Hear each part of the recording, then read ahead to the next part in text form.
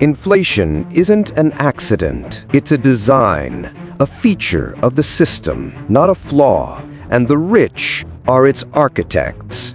Every time your rent climbs, your groceries shrink, and your paycheck feels lighter, someone else's balance sheet expands. Most people think inflation is chaos, random, unpredictable, unfair. But what if it's the most predictable wealth transfer in history? One that's been running in plain sight for over a century. By the end of this video, you'll understand why inflation quietly makes the rich richer, how it steals from the working class, and what you can actually do to protect yourself from it. Because this game wasn't built for you to win. But once you learn the rules, you stop being the pawn. Let's start with the basics, but in plain English. Inflation is what happens when the purchasing power of money goes down. You can buy less with the same dollar. Most people blame greedy corporations or supply shortages. Sure, those play a role, but they're symptoms, not the disease. The real driver is money creation. When governments print more money, the value of existing money falls. It's that simple, and it's been happening for generations. Here's the uncomfortable truth. Your dollars aren't losing value because of bad luck. They're losing value because someone needs them to. Why? Because inflation quietly solves one massive problem for the powerful: debt.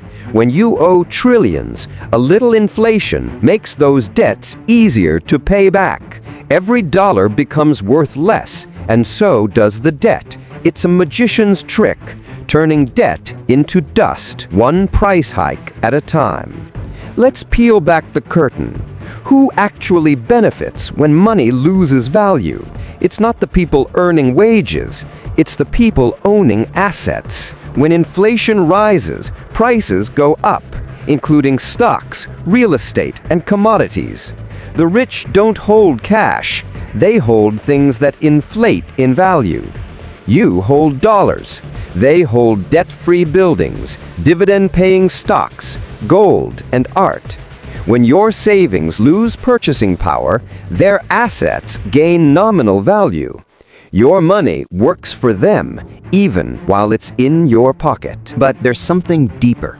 Inflation doesn't just increase their wealth, it concentrates power. The wealthy can borrow money cheaply before inflation hits. They buy assets.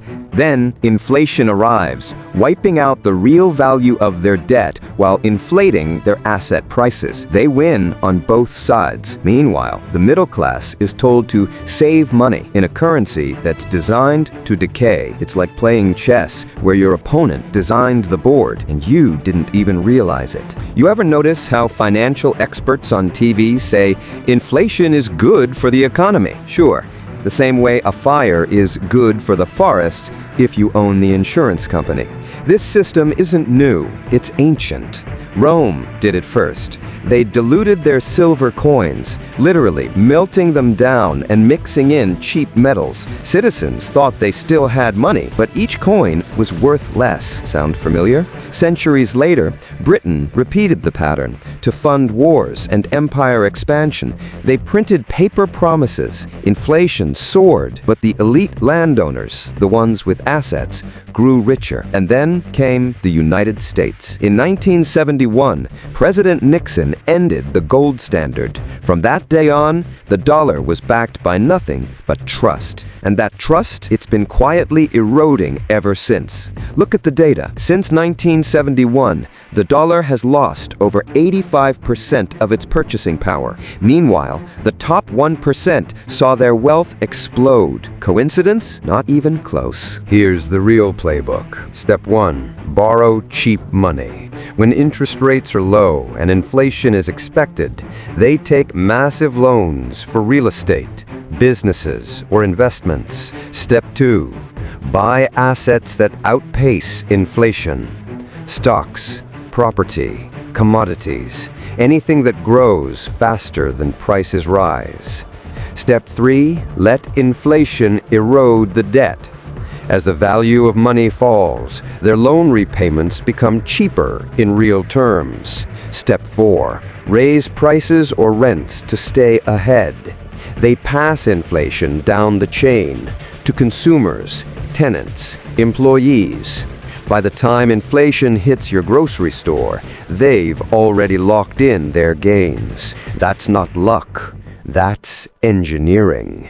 But the system doesn't just work on money, it works on beliefs. Most people have been taught that saving equals security, but saving in a currency that loses value every year isn't saving, it's slow motion loss. You work harder, your paycheck rises slightly, but everything costs more. You think you're advancing, but you're running on a treadmill. Meanwhile, the rich understand one core truth. Wealth isn't about working for money. It's about owning what money chases. They own assets. You rent them. They own stocks. You hold cash. They understand inflation. You experience it. Here's a question. If inflation hurts everyone, why doesn't the government really stop it? Because stopping inflation means stopping debt, spending, and cheap money, and that would crush the very system that keeps the rich on top. So they don't stop it. They manage it. Just enough to look responsible, but never enough to break the machine. Inflation isn't a glitch in capitalism. It's the fuel that keeps it running. Inflation is the silent tax. It doesn't appear on your paycheck. You don't vote on it. You just feel it every time you buy eggs, pay rent, or fill your gas tank. And like every tax, it redistributes wealth upward. Here's what happens step by step. Prices rise. Your daily costs increase. Wages lag behind. Your income doesn't keep up. Savings erode. Your emergency fund quietly shrinks in real value. Debt becomes necessary. You borrow more just to maintain lifestyle. Ownership declines. You rent longer, invest less, and fall behind. Meanwhile, the wealthy buy those same homes you can't afford and rent them back to you. The cycle is complete. You can't stop inflation, but you can stop suffering from it. Here's how the wealthy protect themselves and how you can adapt their playbook. Own productive assets, stocks, real estate, or even small businesses. Things that rise with inflation. Avoid hoarding cash. Keep enough for emergencies, but invest the rest. Cash rots quietly. Leverage debt wisely. Use low-interest, fixed-rate loans for things that generate income or grow in value. Focus on financial education. The rich understand systems. The poor react to symptoms. Learn the difference because knowledge compounds faster than money. And most importantly, don't fight the system. Learn to navigate it. The rules aren't fair, but they are predictable, and predictable systems can be mastered. Inflation isn't just about economics. It's about control. It's how the modern world transfers power, silently, legally, and continuously. When prices rise, the rich don't lose sleep, they adjust portfolios. When your dollar weakens, they diversify currencies. When your rent rises, they raise dividends. The system rewards ownership, not effort. But here's the hope. Once you understand the mechanics, you can step out of the victim role. You can start thinking like the people who built the system, not the ones crushed by it. Because history shows one unshakable truth. Every empire, every system, every financial illusion eventually breaks.